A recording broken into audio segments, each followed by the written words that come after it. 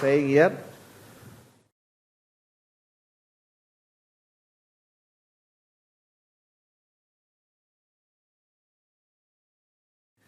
We, as explained in the second canto, we use the body and the needs of the body are taken care to the level that we keep the body and the soul together. Right? Beyond that, we need to ignore any needs of the body and mind. Whatever is the need, if it is not for the purpose of keeping the body and the soul together, we should ignore that need. So now, it's very easy, Prabhu, to say ignore the needs. Right? It's very easy to say ignore the needs, but it's not practically possible, right? Because the mind, I want what I want. I want Rasagulla, right? You suddenly feel like eating an ice cream. It's a very hot day, summer day, I need an ice cream. Right? So then what happens is how do we overcome these urges and the needs of the body and the mind? And Prabhupada is further explaining that is only through spiritual culture. Meaning, you need to have what is culture means? Culture basically means our habits. And that's why Varnashrama Dharma becomes very important. Because it helps us to overcome these unwanted needs of the body and the mind. Right? So you have a culture. You say, like we were talking last week, you do not eat without serving a guest. Right? So basically you're overcoming your desire, you're hungry by nature. You want to eat 3 times or 4 times, 5 times, whatever it is we want to eat. But if there is a rule, there's a habit, there's a culture, I will not eat without offering it to a devotee or a qualified brahmana, then only I will eat. So what we are doing is we are slowly creating habits that helps us to ignore the needs of the body and the mind in a holistic way. Rather than, just going, artificially. Because Prabhupada very clearly says, this doesn't, in one of the purposes he's saying, it's not by artificial means you reject. It has to be naturally built up. Like a mother, right? Mother, it's very natural for the mother to give the food first to the kids and then eat. Whatever is the best, she reserves for the kid.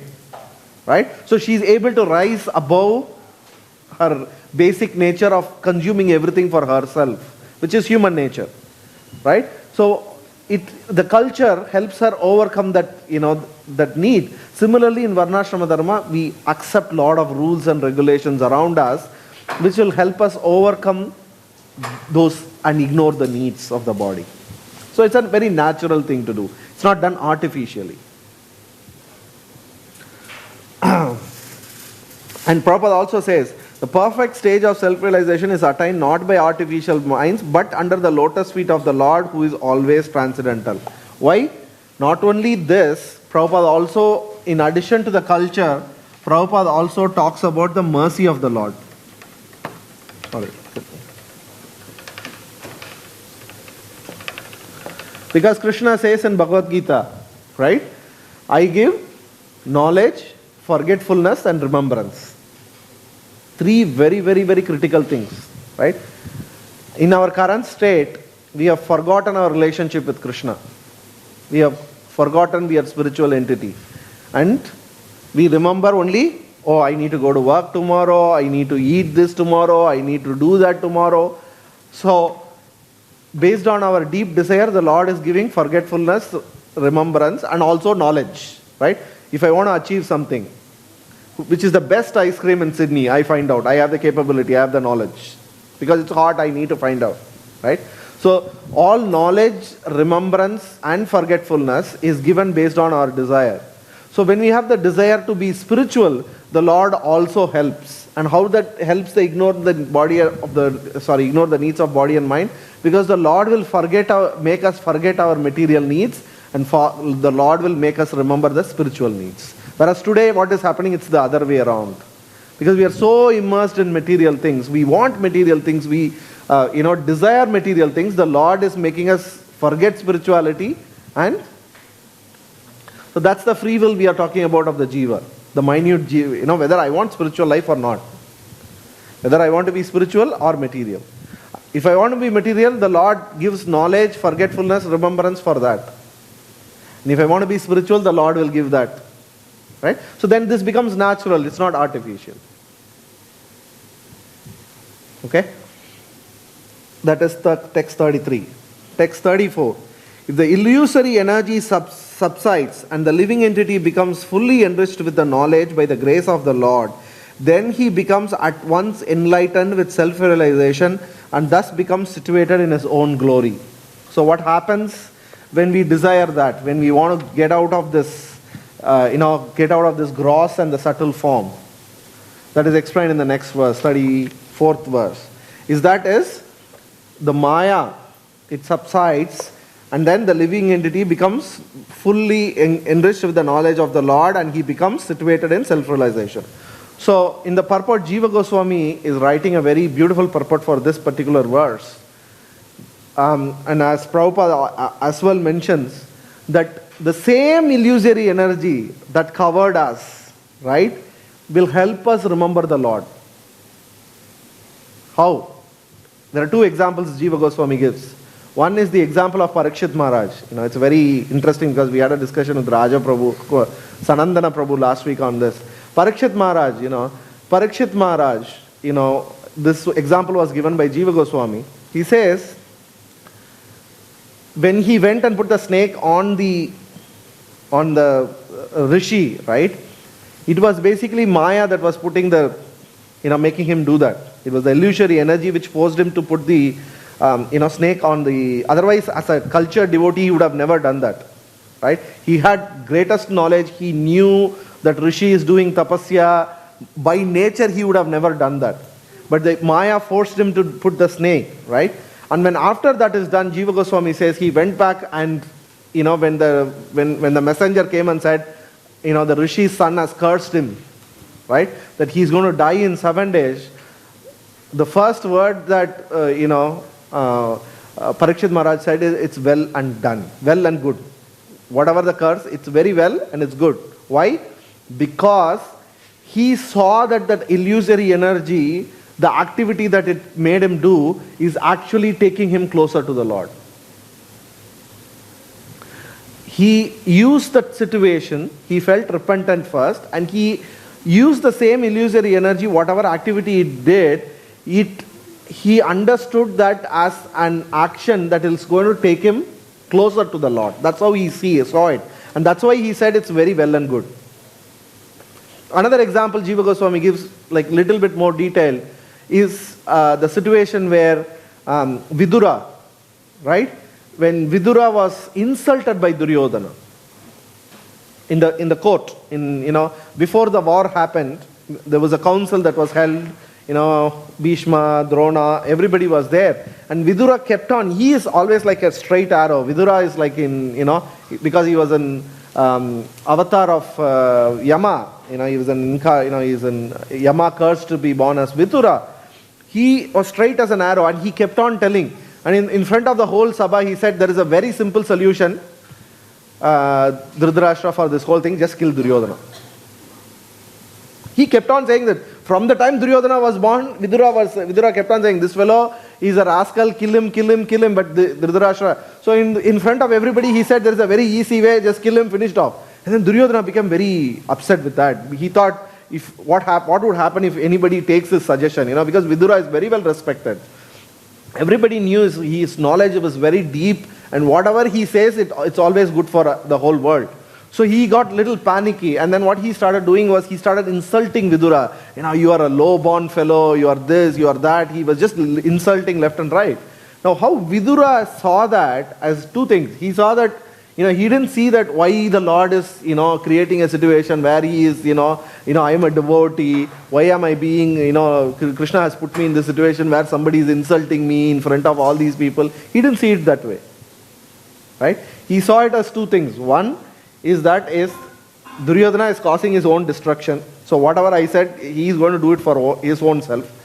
But on his own, he said, it is a chance for him to become more detached. Okay. If he insulted and everybody kept quiet, that means I can give them up and go away. This is a very valid scenario for me to give up my attachment and go away. Because otherwise, as I said, in Varnashrama Dharma, there are so many responsibilities. You can't just give up your responsibility and walk away. I can't say I'll not take care of my wife. I can't say I can take care of my kids. I can't say, I'll take care of my relatives. You can't say that. You have responsibility to everybody.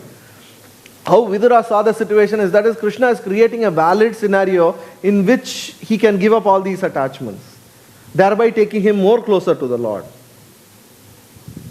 Right? A normal person, non-devotee would see it with the eyes to see, oh, this situation is, why did Krishna put me in this bad situation? Whereas for a devotee, that situation is there. Like Prabhupada, when his business went down, right? We would have, oh my God, we would have, given up all because of Krishna consciousness. I was not concentrating on my business. I was only half-minded. That's why I didn't do my business properly. Prabhupada didn't see it that way. Prabhupada said, it means Krishna has a higher purpose for me. He doesn't want me to engage in it. So the same external energy can be interpreted differently by a devotee and a non-devotee. So, that's what we should learn. That's what the sloka pushes us towards. For a devotee, the same illusory energy helps us to liberate. The same situation helps us to get out of the material world. Like Prabhupada gives the example, you get a stomach problem, because you drank too much, ate too many sweets, milk sweets. So then the same milk product can be used to cure it, buttermilk. Prabhupada, the same thing. So the illusory energy which is causing the ignorance can be used to get out of the ignorance as well. So it is a perception. It's a purpose. That's very important. And that's what we learn from this verse. Okay. So now from 34 we go to 35. Thus learned men describe the births and activities of the unborn and inactive, which are undiscoverable even in the Vedic literatures. He is the Lord of the heart. Ritapatye. He is the Lord of the heart. So now from here he is going to the next level. He is going to the next level of describing the Lord and the devotional service. So how do we achieve that illusory energy? He is explaining the process, the Lord and the devotional service in the next 4 verses. So he's saying, so 33 we saw that, we should get out of, we should not consider ourselves to be gross or subtle, and whatever, covering we have, we can use that covering to become closer to the Lord. And then what happens when you get out of that, when that illusory energy subsides, is the births and the activities of the Lord, karma janma karma cha me divyam, Krishna says in Bhagavad Gita, right? So what happens? We start, after we get out of this, as the illusory energy subsides, we start getting taste in hearing about the Lord. Why? Because as Prabhupada explained here, the actions and the activities, the birth and the, all these things, for a jiva, they are all covering. Birth is considered as one of the 4 big defects, right? Birth, death, old age, disease. They are the big problems for a jiva. Whereas the birth and the activities of the Lord, they are the solution. For us, it is a problem.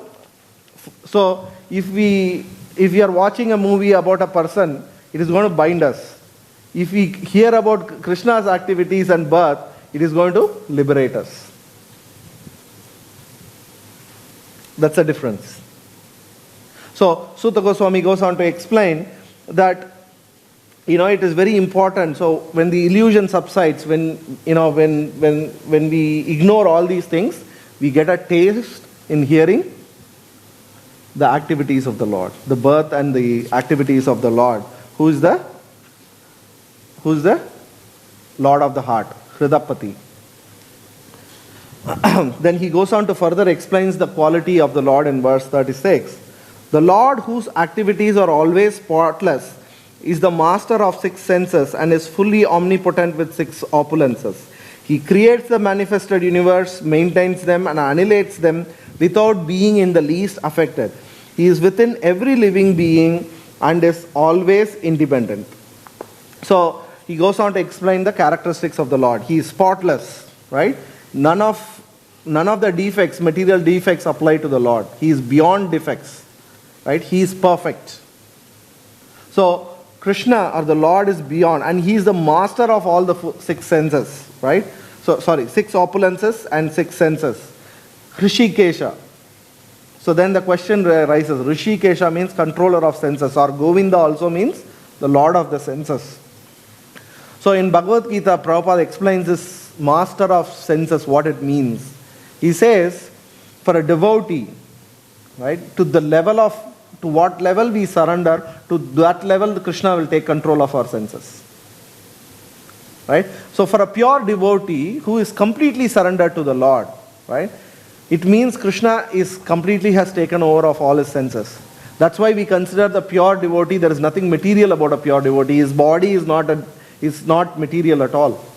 Why do we worship Prabhupada's? We go to the Samadhi Mandirs, because Jiva Goswami explains again that the Samadhi Mandir, the Acharya is personally present. The Samadhi Mandir is non-different from the Acharya. So why do we give importance to the body? Is basically because the body of the devotee, because it is completely controlled by the Lord.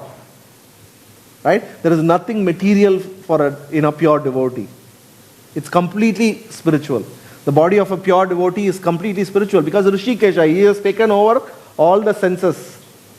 So also that means what it means is that the devotee is also infallible. Why he is infallible? On his own he is not infallible, because the senses are controlled by the Lord. It becomes infallible. The four imperfections that we talk about in Jiva, making mistakes, illusion, cheating propensity, all these things is completely removed because the body of a devotee is completely controlled by the Lord. So if a devotee makes or gives a word, it is satyam. It means it's truth always, because it came from the mouth of a devotee. Right? We see again and again in Mahabharata, right? When Bhishma made a vow, Krishna made a vow, I will not take any weapon in this war. Bhishma also made a vow, my vow is to make Krishna take a weapon. I will make him, take a weapon. That's a vow Bhishma made. And then Krishna broke his own promise to keep up the promise of a pure devotee. That's why, he says to Arjuna, you declare my devotees won't perish. Because he says, if I give a promise, Vishwanath Chakravarti Thakur says, I give a promise, maybe sometimes I'll break it, but my devotee gives a promise, I can never, allow it to be Because for the Lord, devotees are everything. Right? They are the crux, right, of everything. So for Krishna, devotees are everything. He exists, he takes avatar only for the purpose of taking the devotees back home, back to Godhead. That's what we saw, right? Why did Krishna appear? That was one of the questions. And what was the answer to that? To take the sadhus back with me. So Krishna comes, God comes only to help the pure devotees and take them back home with him. So that is Rishikesha, and full with six opulences. We know the six opulences, how wealth, power, fame, beauty, knowledge and renunciation. These are the six things that Krishna is complete with. And he is completely independent. Like the jiva has minute independence. Right? What is that independence? The jiva can choose either to be under Yogamaya or Mahamaya. But whereas the Lord decides, he controls both Yoga and Mahamaya. So he is completely independent. Now, from 36, so then Sutta Goswami goes on to say, who cannot understand? The foolish with a poor fund of knowledge cannot know the transcendental nature of the forms, names and activities of the Lord, who is playing like an actor in a drama. Nor can they express such things neither in their speculations nor in their words. Now, Sutta Goswami goes on to explain, okay, I know I have to get out of ignorance. I know I have to understand the Lord. So let me go and understand the Lord on my own. What happens to people like that, Sutta Goswami is explaining. They are foolish because they can see only the external, display of the Lord, like the Virat Roop, right?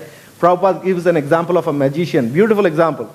Let's say I'm standing here, I'm making a trick, right? So all that you see that is a trick. I had a card in my hand and suddenly it vanished. And people clap. Oh, what a wonderful thing. And that's the only thing I can understand. That's like a karmi, fruity worker. Because all I am worried about is the result. I'm not worried about the process. I'm not worried about how that card vanished. I came here, I paid money. I just wanted to see the magician perform. I saw it, I'm happy, and I just want to be happy. That's like a fruitive mentality. I just want to be happy. Jnani is little higher. He wants to speculate. How did the card vanish? Then he finds, he uses logic. Like, a scientist or a yogi. They want to understand the purpose, how it was performed. Right? Oh, there was a big explosion. Out of it, a stone came and it cooled down.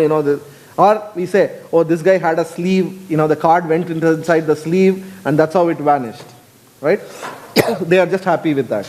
Now the problem is both of them did not really understood the magician, who was cause of both the action and the knowledge, came out of the magician, and they have no idea about it. They are completely blind to the fact about the magician. So this is what happens when we try to understand on our own. Either we will be happy with the performance or the action or the process. We will never understand the person behind it. Nobody knows about the magician, right? Nobody knows the purpose of the magician. Nobody knows the knowledge of the magician. Doesn't mean he does only that thing. He has so many other parts in his life, isn't it? As a person, he will be a father, this, that, so many roles he will play. But all those things are ignorant to the person because the focus is only on those two actions. So this is what happens when somebody is focused only on, when they try to understand God on their own. Because all they can see is, oh, the material world is acting in such a way. So then I work, how do I exploit the material world to be happy? That is karmi. Keep mining.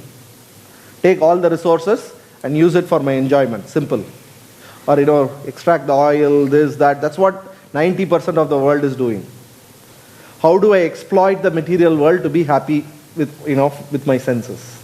Or some people go beyond that, like a jnani, to understand the purpose. Why is there a material, how this material world is working? Only these two they can see. They can never see who created the material world, and because they couldn't see the person who created it, they can't also understand the purpose. And that's why most of them are lost. So for a devotee, it is very important that we don't speculate. Okay, if I don't speculate, if I don't, through the actions, if I don't understand, how do I understand Krishna? How do I know the magician? How do I understand it? That is explained in the next verse. See how logically, Sutta Goswami is going. First he is saying, what is material thing? How to get out of the material, why you should ignore it. And then what happens if you don't ignore it? And then, if you ignore it and you advance, you will become a devotee. You will become self-realized. And then you can understand Krishna, who is Krishna. And how do you do that? Then he says, in that next verse, he's explaining. If I can't speculate on my own, how do I understand Krishna? He's saying, only those who render unreserved, uninterrupted, favorable service unto the lotus feet of the Lord, who carries the wheel of the chariot in his hand, can know the creator of the universe in his full glory, power and transcendence. So now, finally Sutta Goswami is saying how you can understand him, not by your own speculation, but rather by doing unreserved. So what are the characteristics of devotional service? It is explained in this verse. Very similar to Savai Pumsam Parodharmo. The two unreserved, uninterrupted, and favorable. So, first, unreserved, right? Because I have no needs, because I have already ignored the needs of my body and my mind, I do service without any material motive. It's very important for devotees, right? More important than unreserved is uninterrupted. As we have been seeing from the first class, devotional service, or for that matter, any activity in the material world will work only if it is constantly done. Being consistent is the only way to succeed in anything in this material world. Consistency is the rule, right? Today I chant 16 rounds, tomorrow 4 rounds, day after tomorrow 3 rounds, then I will do 45 rounds. No. Consistency. Uninterrupted. I am doing, day 1 I am doing 16 rounds, tomorrow 16 rounds, throughout my life I will do 16 rounds. Consistency is the most important characteristics for a devotee. Being consistent is very, very, very important, uninterrupted. And it should be favorable for the Lord. Right? Kamsa also did uninterrupted thinking of Kamsa, like Krishna. He was always thinking how to kill Krishna. Right? He was always thinking how to kill Krishna. That also helped him, to achieve liberation, because he was uninterruptedly thinking. Right? But for devotees, if you want to taste the rasa, to taste the happiness, higher happiness, then it has to be favorable to Krishna. Right? So when we do unreserved and uninterrupted, unreserved is not for me, uninterrupted is consistent, favorable is for Krishna. Okay, it's not for me, for Krishna. Right? But, so if we do this also, we will achieve liberation. Uninterrupted thinking of Krishna. But, the taste, the rasa will come only when it is favorable for the Lord. Because when you do favorable, the relationship is established. And the taste is always in relationship. Without relationship, there is no taste. That's true in material world as well. On our own, if we try to enjoy something, we get bored after some time. We need people. Like even Arjuna says in Bhagavad Gita, what is the point of me winning the whole country if I kill everybody with whom I'm going to enjoy this whole kingdom with?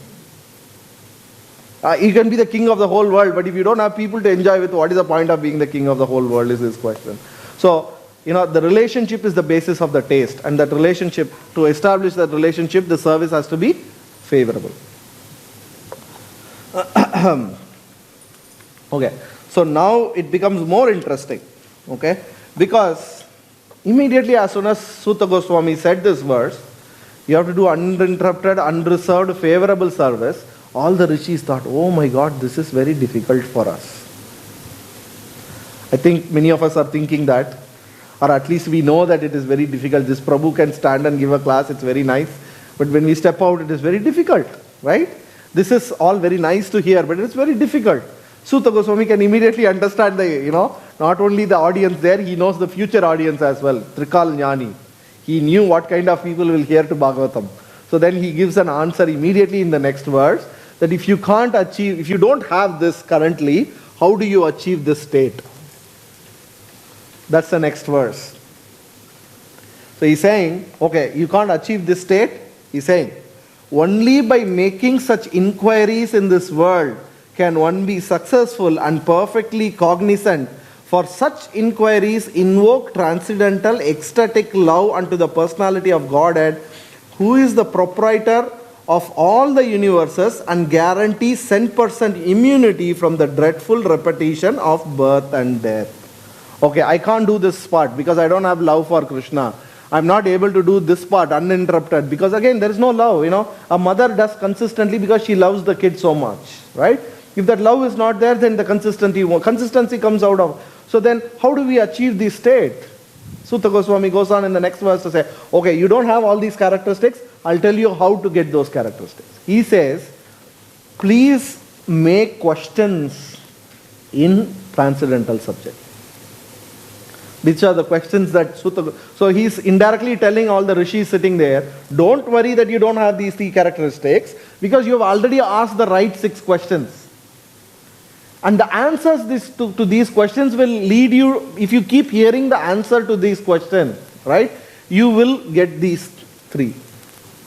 Right? Today we had a discussion, me and my wife. We're saying, I know what the class is going to be. We are not the body, we are the soul.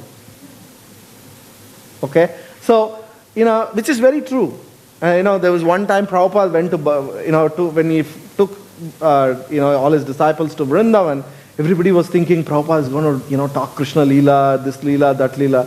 And then Prabhupada, as usual, you are not the body, you are the soul. That's how, And then one devotee thought, why Prabhupada, in Vrindavan, he's talking, we are not the body. At least in Vrindavan, he can talk about all these leelas.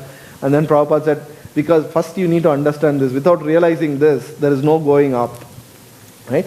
So, the point is that yes, it is the same thing that we hear again and again and again. But with repetition, what happens is that slowly the ignorant goes away just by there are certain messages that are repeated very, in Sanskrit, repetition is considered a grammatical mistake.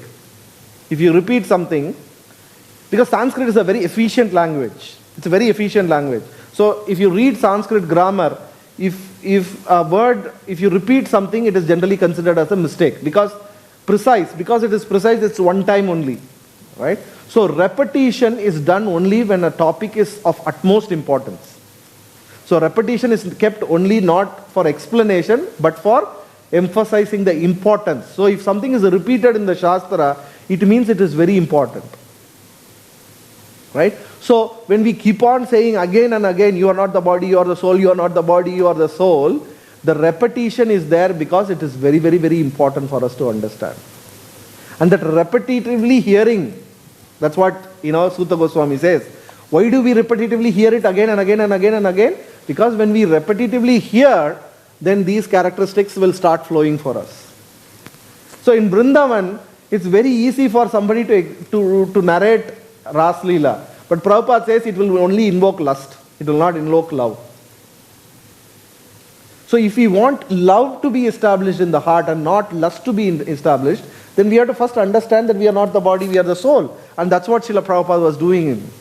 He was trying to invoke first the basis that we are not the body, we are the soul. And once that is established, right, then the love comes. And then when we hear the Leelas of Krishna, then it transforms into more love. Like Kulasekara Alvar, right? Kulasekara Alvar was one of the Alvar, Mukunda Mala Stotra, which Prabhupada translated. He was a king. So one day he was hearing Ramayana. He was, sitting in a court, he was hearing Ramayana, and there came up, part where, he understood that Sita was kidnapped by Ravana, and he couldn't tolerate it. He called his minister and said, assemble the army. We are going to Lanka to fight with Ravana. And then the minister is looking, because, king means absolute, right? You have to follow the instruction, you can't say no. Whereas the king is, from a material point of view, he's acting crazy. Where is Lanka? Where is Ravana? All of that are, in the past. So the minister is, is like, what do I do now? Because the king is saying, assemble the army, I want to go and fight with, Ravana, who created so much stress to Sita. He couldn't tolerate it. See the love. So when he hears, see how it transforms him, right? So that is the love, Whereas when we hear Ras Leela, it creates very different emotions in us, or not the right emotions in us. So to get the right emotions, we need to have the right knowledge, and for that, all these things have to happen. And for this to happen, we have to keep on hearing again and again, I am not the body, I am the soul, from different perceptions. That's what we are doing, right? That's why Bhagavatam is so important. So Sutta Goswami is saying, don't worry, I know you guys think that you are not having favorable mood, but because you have asked the right question, just hear the answers to this question, and just by hearing the answers to that question, the love of Krishna will be established in your heart. And then he goes on to explain the glory of that narration, which is Srimad Bhagvatam. Idam Bhagavata Nama Puranam Brahma Samhitam. The scripture named Srimad Bhagvatam is the literary incarnation of God, and it is compiled by Srila Vyasadeva, the incarnation of God. It is meant for the ultimate good of all people, and it is all successful, all blissful, and all perfect. So, he is further explaining Bhagavatam, right? He is explaining the glories of Bhagavatam. He is saying, first, he is saying Bhagavatam is non-different from Krishna.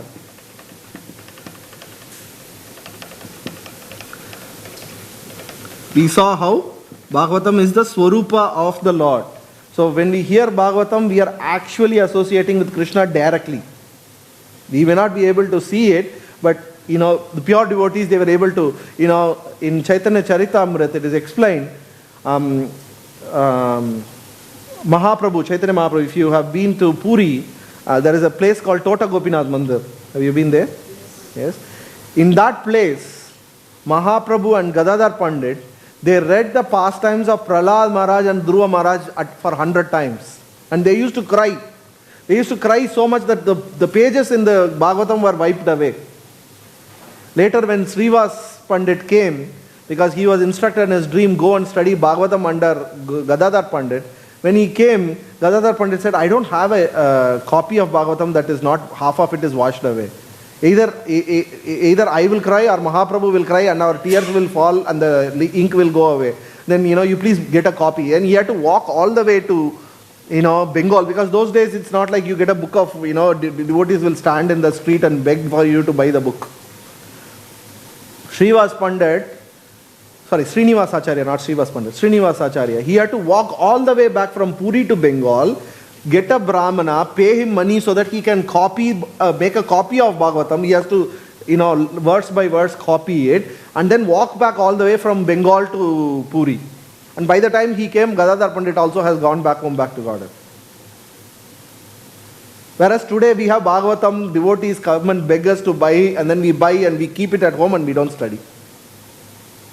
Right? So, this literary incarnation, because when Mahaprabhu and Gadadhar Pandit, we may think, Dhruva Maharaj story is for, he is of the category of a person, like 4 type of devotees approach God, right? We give example of Dhruva as one of the one who,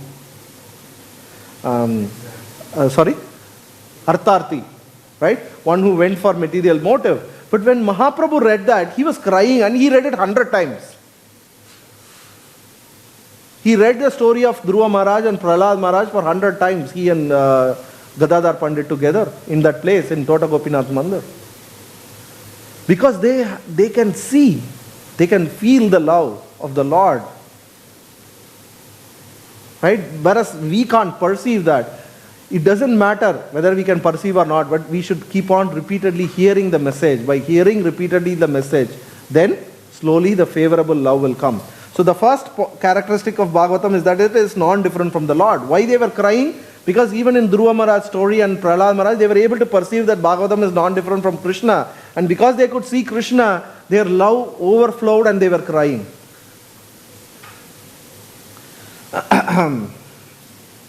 So, and then the second characteristic is, it was written by an incarnation, Vyasdeva.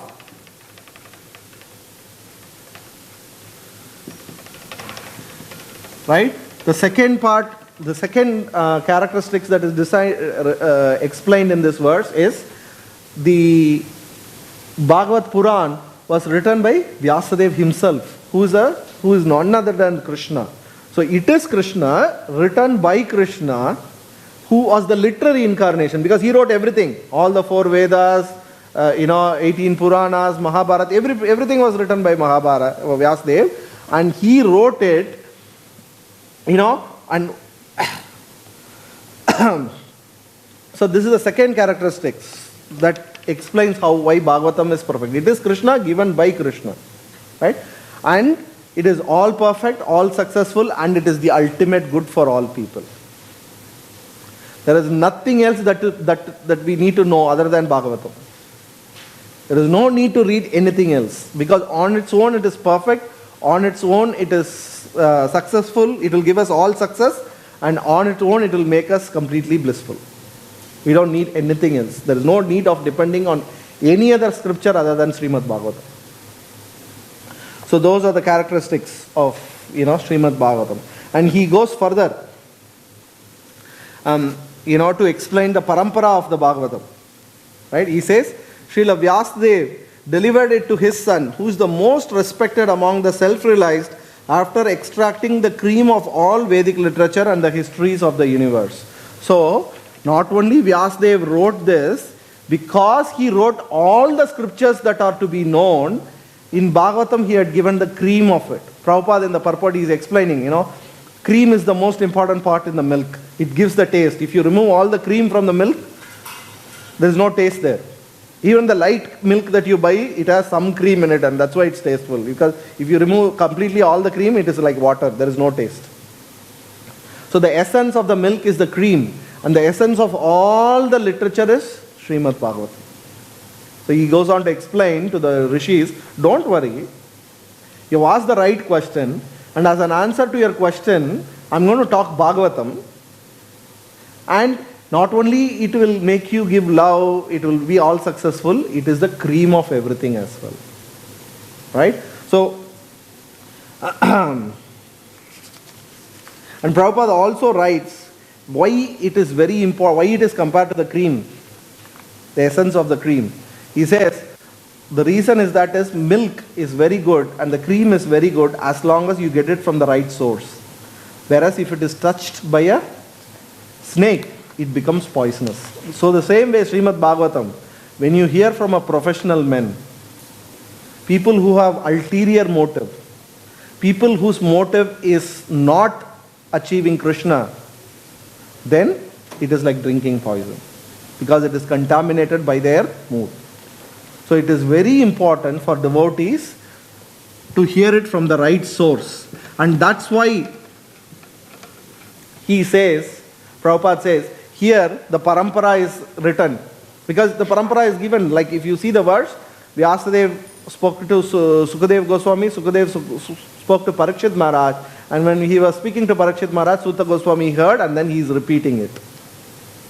Right? So Prabhupada is saying, the whole parampara is given because without parampara, without the proper parampara, it becomes like a milk contaminated by a snake. That's the purpose of explaining the parampara here. So you need to hear Bhagavatam to get this, and you have to hear Bhagavatam only from the parampara. And he goes on to explain. Sukadeva Goswami, the son of Vyasadeva, in turn delivered the Bhagavatam to the great emperor Parikshit, who sat surrounded by sages on the bank of Ganges awaiting death without taking food or drink.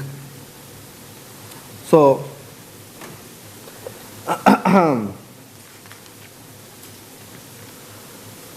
now he goes on to explain the parampara further, and he says that, Sukadeva Goswami in turn talked to Parikshit Maharaj during the time of his death. And Prabhupada writes in the purport beautifully, he talks about the most important thing is to remember Krishna at the time of death. Because that's the ultimate test and that's the ultimate pass criteria. That when we are dying, we think of Krishna. And this Bhagavatam is spoken for that purpose, right? Because Parikshit Maharaj has 7 days, he is going to die.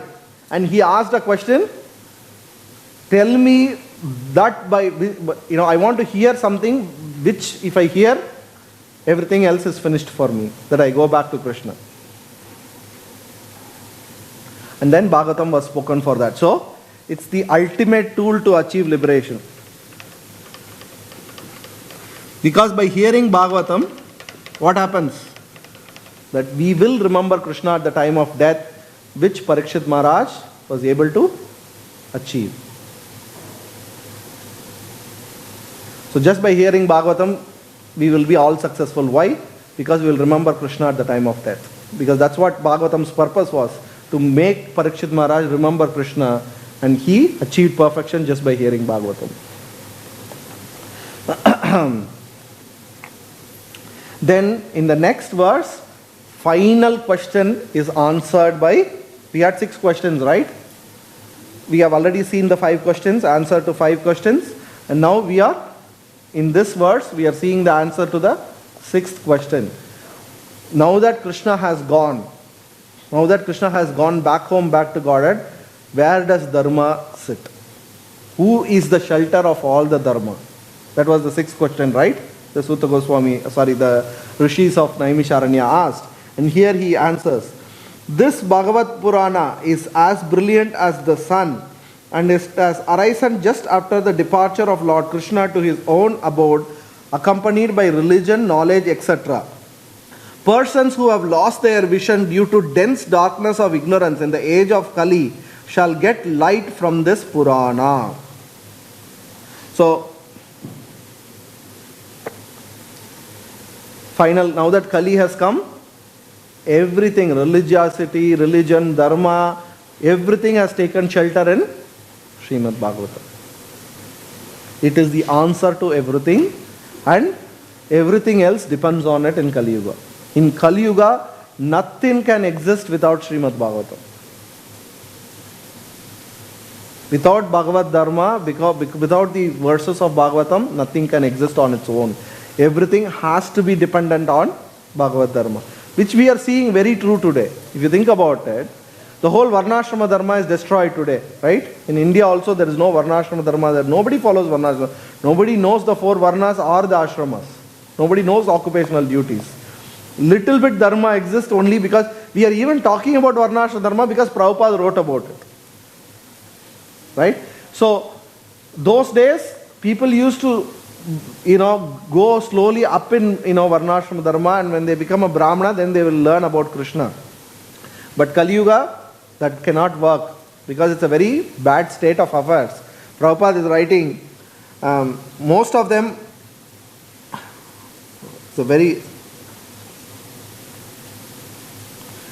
he's just saying, in Kali Yuga the population is just a royal edition of the animals. Prabhupada's line, beautiful line. He's saying we are just a royal edition. Why? Because they sleep in the street, we have a big room and a very comfortable bed, which is $4,000 or $5,000 or whatever it is. So just a royal edition of being an animal. Prabhupada writes in the purport. Right? So, in Kali Yuga, there is no dharma at all. All dharmas depend on Bhagavad Dharma. Only people who, today we are sitting here and talking about the importance of Varnashrama Dharma. Why we are talking about Varnashrama Dharma? Because it helps us to achieve devotional service. So on its own, Varnashrama cannot exist in Kali Yuga. It can exist only for the purpose of supporting devotional service, which is Bhagavad Dharma. Right? All good things in the material world will exist in Kali Yuga only for the purpose of supporting Bhagavatam. There is rain, there is water, everything that is there only because there are some devotees in the material world. Otherwise, for the amount of sinful activities that is happening, there cannot be any rain in this material world. There are no yajnas that are happening. Those days, they used to do yajnas on a daily basis. Brahmanas used to do Agnihotra sacrifice every day. 3 times a day they used to do. All those things are stopped now. There are no one who follows that. Maybe 1 or 2 in a population of 700 billion people. 7 billion, I don't know whatever it is. So, basically, there is no dharma, there is no yajna. So, there cannot be any rain, there cannot be any crops. All these are existing because they are all there to exist the Bhagavad Dharma, and the Bhagavad Dharma established by the devotees. Because that is there, all the good things are existing in the material world. Otherwise, in the direction the material world is going, it should be a horrible situation. Think about it. That's the basis. Right? So, here he is answering the 6th question that, that Bhagavatam is the place everything is dependent on, and that's the only source of light or knowledge for Kali Yuga. There is no other source. There is no need to read the 4 Vedas. There is no need to read any other literature, Puranas, Mahabharata. No. Just by reading Bhagavatam, we can achieve our goal. That knowledge, perfect knowledge is given. And then finally he finishes the chapter by saying, O learned Brahmanas, when Sukadeva Goswami recited Bhagavatam there in the presence of Emperor Parikshit, I heard him with rapt attention, and thus by his mercy I learned Bhagavatam from that great and powerful sage. Now I shall try to make you hear the very same thing as I learned it from him and as I have realized it. Very, very important verse. Now after describing Bhagavatam and also explaining further parampara that I heard from him, he is giving the qualities or the requirements to understand Bhagavatam. There are 2 requirements he is giving. One is that we should hear it with rapt attention.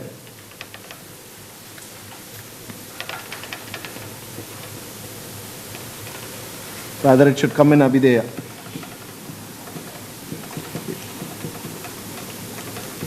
Give our full effort when we hear Bhagavatam with complete surrender. Rapt attention, and also we need the mercy of the speaker. Of the, here it is explained as Sukadev. So, only by the mercy of a devotee can we understand Bhagavatam. And the biggest mercy is, for us, is not because we read Bhagavatam we understand, because we read the purport and the translation done by Prabhupada, and we will understand it. Not on our own effort. Not by our own effort can we achieve anything. Right? Like Devamrita Maharaj the other day in the scripture class, he was saying, just because you are chanting 16 rounds doesn't mean you are going to Krishna. Because Prabhupada said chant 16 rounds and we are following that, we will go back to Krishna.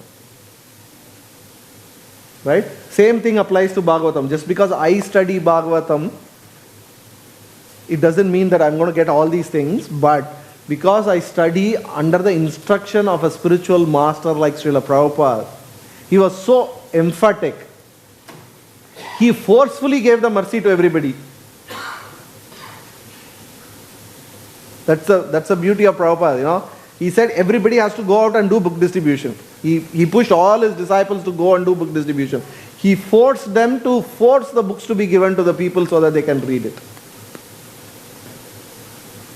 Nobody can do anything more than this. But if we don't read Bhagavatam, then we are rejecting rejecting that mercy. So it means we should study Bhagavatam regularly, Prabhupada's purports regularly. And because of that, we will achieve the purpose of Bhagavatam. That's how we are getting. How do we get the mercy? We get the mercy because Prabhupada wrote it for us every night. And he said, I'm writing, nobody is reading. It means I'm giving the mercy that nobody is taking it. And if we want to take the mercy, the easiest way to take the mercy of a devotee is by reading the books. Prabhupada has already given the instruction, read my books. So just by following instruction, we can get the mercy. Right? And the last part of the purport of Prabhupada in this verse is very, very, very important, very beautiful, and they explain the flow very nicely. The secret of knowing Bhagavatam is mentioned here. No one can give rapt attention who is not pure of mind. So how do we do that? Prabhupada then, after talking about the mercy, is talking, okay, how do I, Prabhu, you are giving a class, I am feeling sleepy. I hear Prabhupada's class, or I am reading Bhagavatam, halfway through I sleep. Or, I am not able to, concentrate when I am reading Prabhupada's books. Prabhupada is writing, how to achieve that rapt attention. He is saying rapt attention can be achieved only by pure in mind. And the pure in mind can happen only if we are pure in action. Pure in action means regulated, eating, sleeping, defending, and mating. Prabhupada has given all that is needed for us to read Bhagavatam. He has already kept all the mercy here in the purport and the translation, and also in the purport he has also given how to be rapt attention.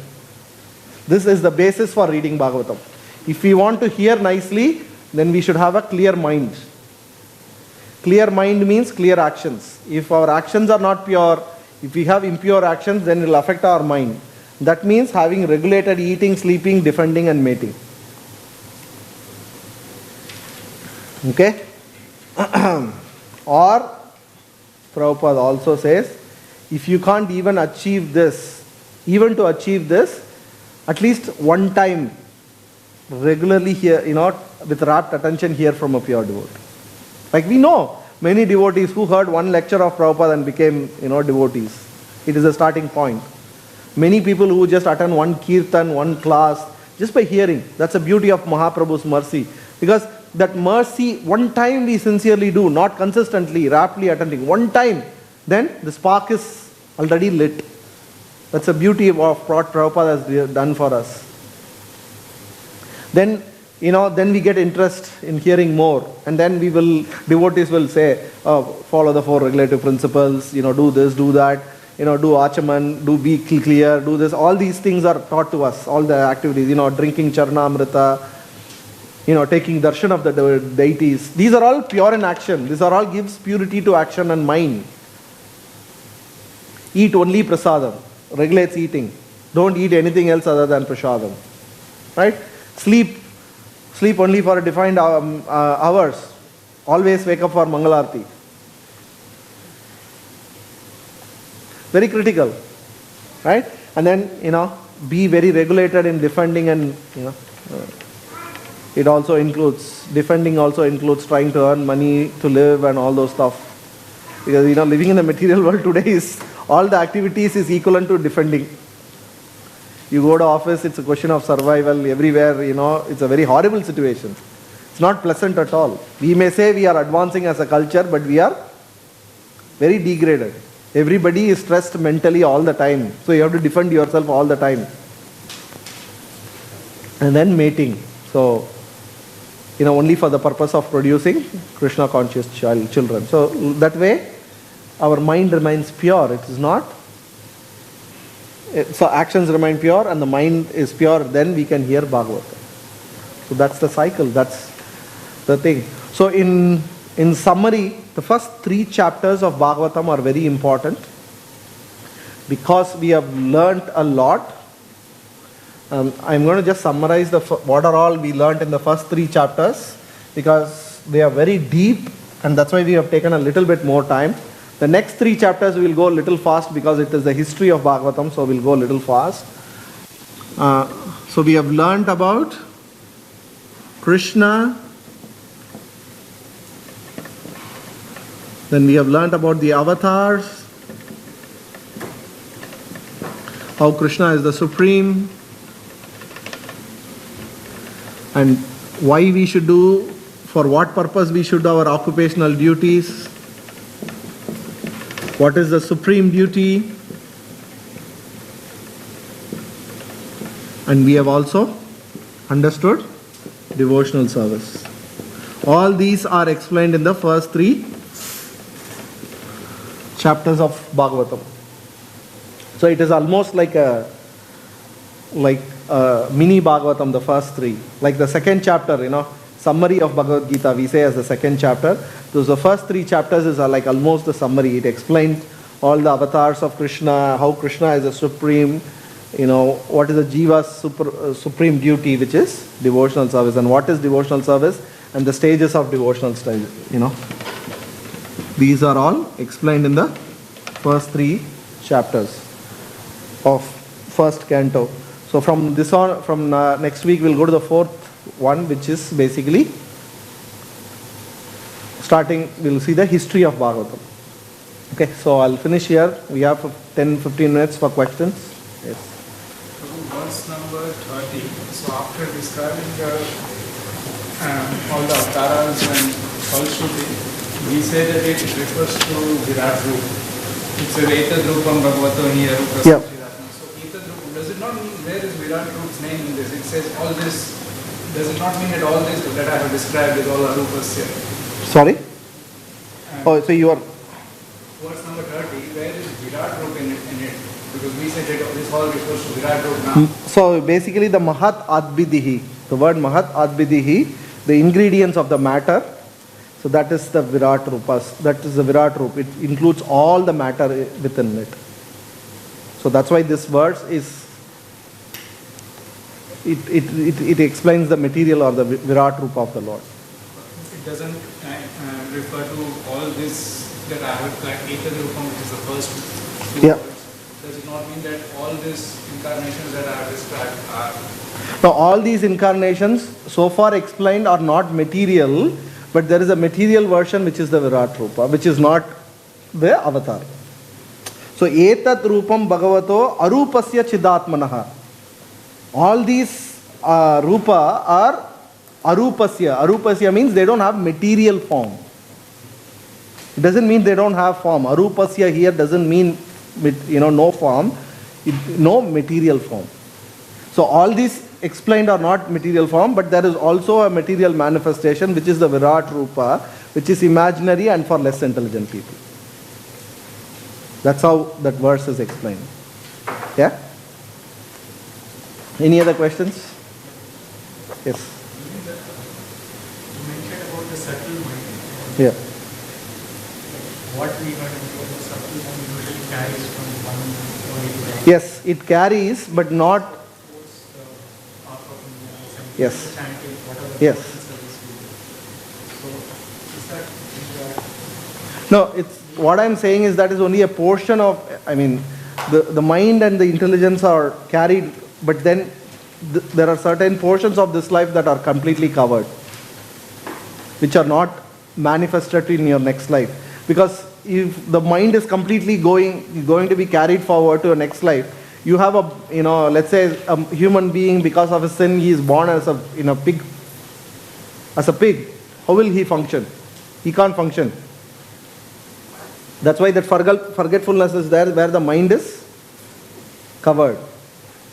Or certain characteristics are lost, new characteristics are observed. Which happens even in this life. Like, for example, when you're a small boy, right? The biggest joy is that is somebody gives you a toy. Right? Your mind enjoys the toy.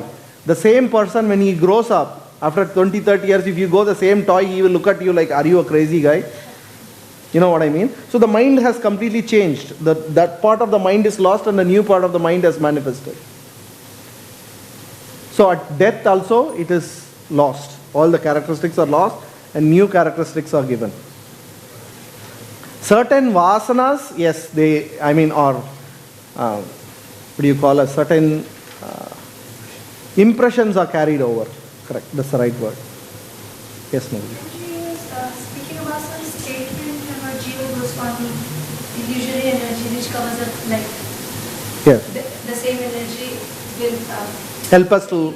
Yeah. So can you please say again that? Okay, so basically the Maya, so what Jiva Goswami says is, when our attitude is not devotional service, illusory energy is Mahamaya.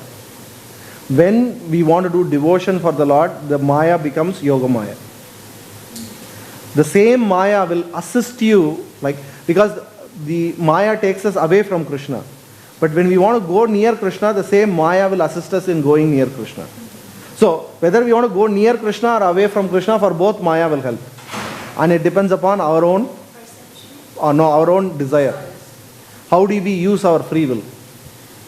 So if your desire is to go near Krishna, Maya will help you. If you want to go away from Krishna, Maya will help you. It's your own desire. How do you use your freedom? Everything is always spiritual. Yes. So the only material thing is your misuse of the free will is the only material thing. Yes. So you said that Samadhi, Bhagavad is always present in Samadhi. What are Pushpa Samadhis? And how Pushpa Samadhis are same. They are non-different from original Samadhis. The last mala that was, generally the last mala are the items that are owned by the devotee, because, we see that, right? Not only the body of the devotee, but all the things that the devotee use, they are also spiritual. Yeah. So they are, like for example, Narottam Das Thakur, there was no body at all. He went into the river and he turned into milk. Because he in Padma river, when he went earlier in his life, Mahaprabhu had invested all his prema there. And Narottam Das Thakur observed all of it.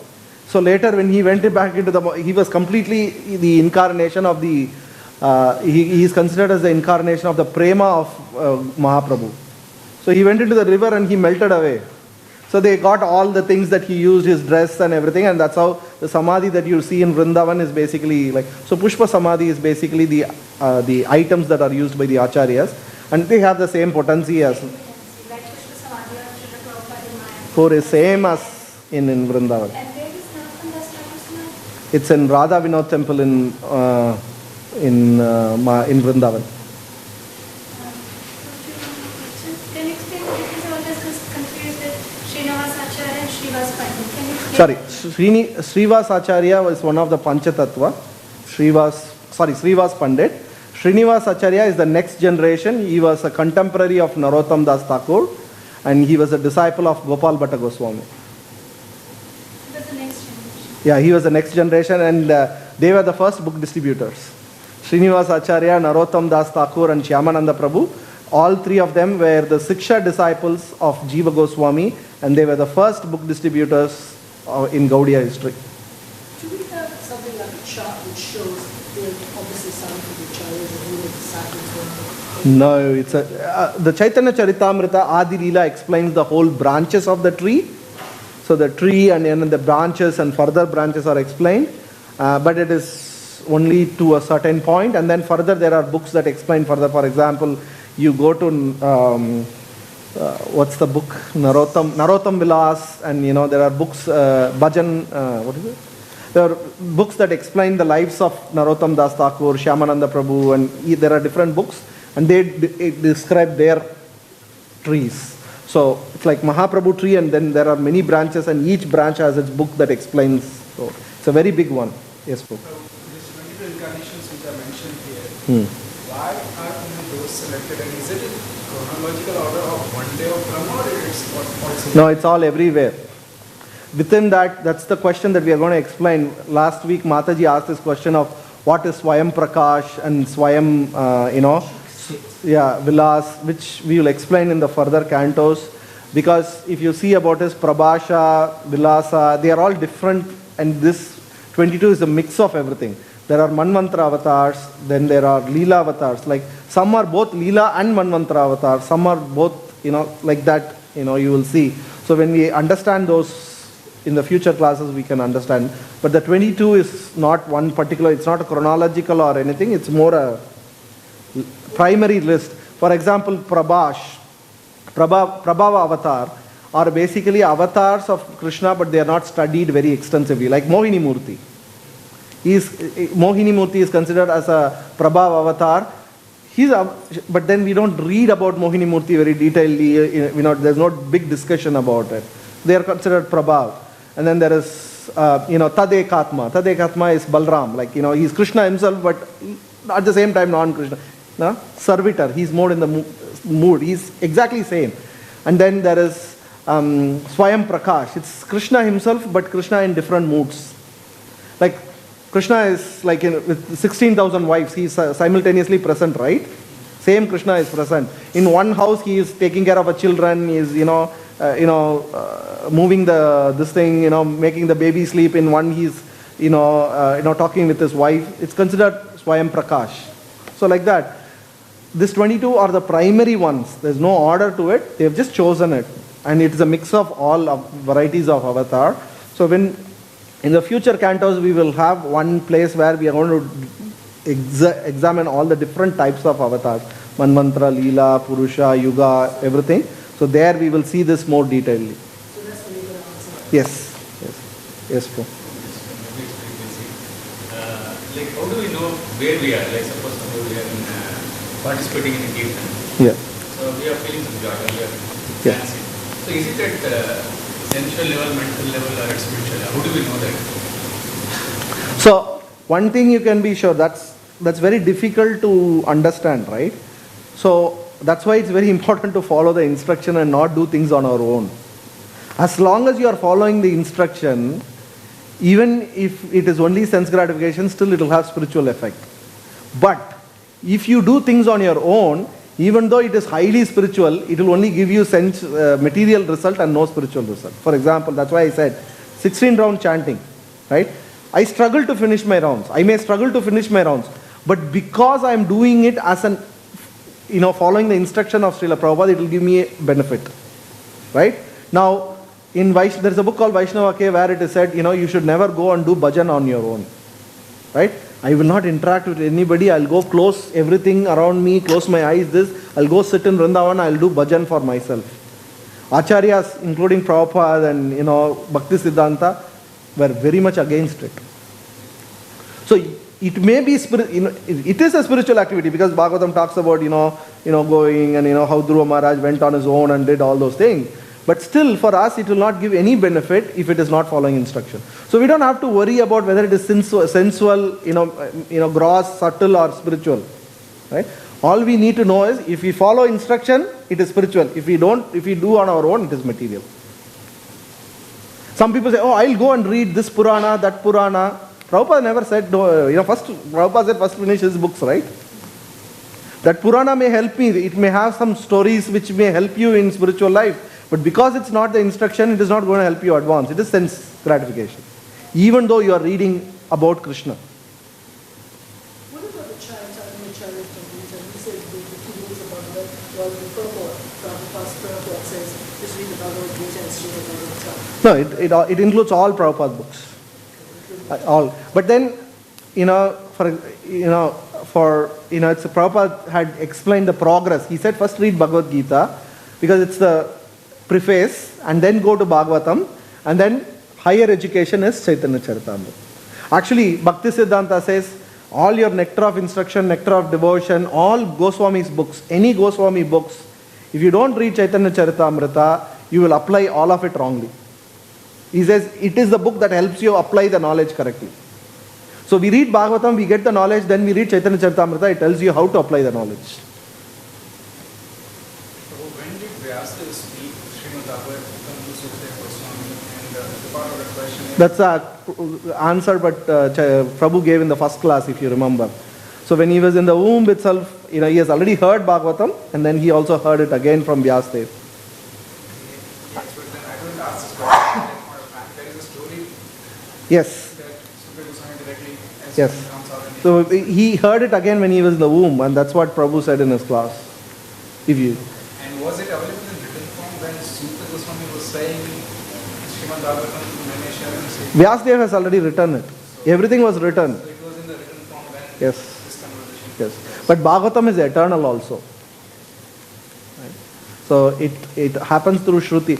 But the thing is as I said, Bhagavatam can mean different to different people. Because when Bhagavatam was also spoken by Brahma to Narada, which is only 4 verses, which we will see in the second canto, it is only 4 verses. Right? The first canto of Bhagavatam was not spoken by Sutta Goswami to Parikshit Maharaj, right? Because only from second canto, the last chapter is where actually Parikshit Maharaj's question to Sukadeva Goswami starts, is the last chapter, right? Until then there is no... So for Parikshit Maharaj, it starts from second canto. But for the Naimisharanya sages, it starts from from where they started questioning. For us, it starts from Bhagavad Gita, where Prabhupada has written purports. Yes, ma'am.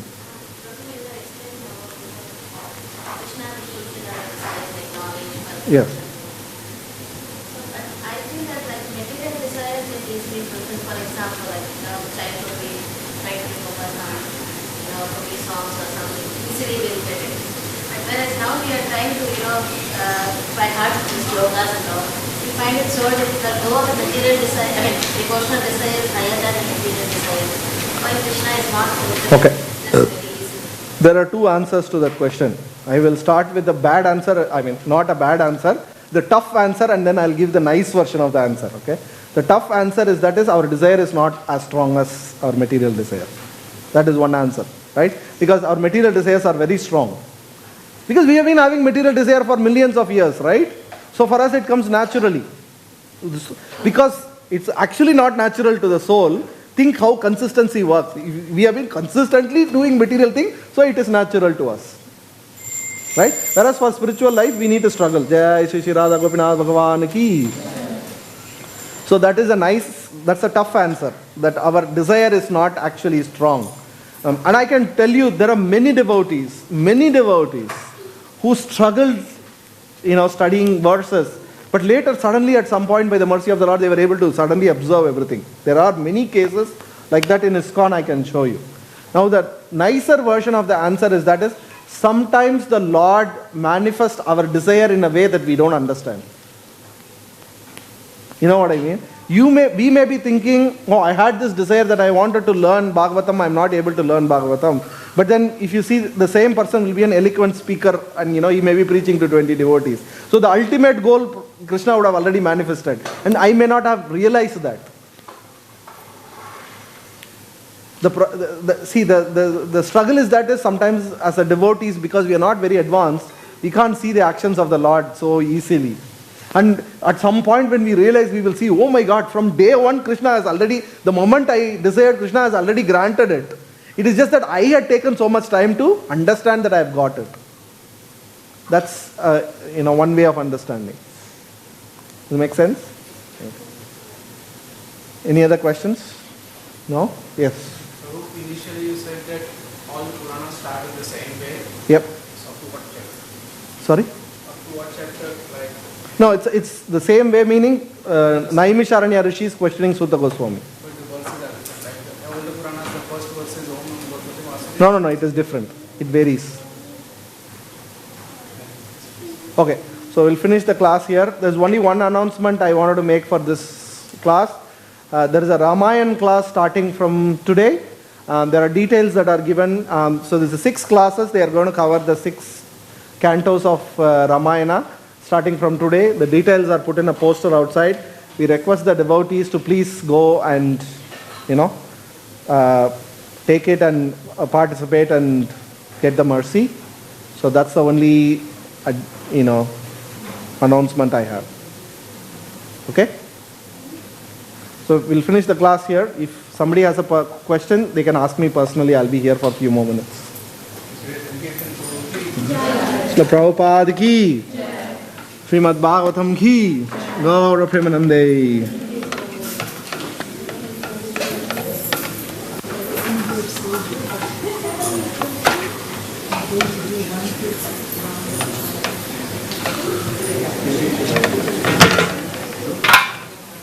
The 2 hours next week so that we may forget once again. Okay.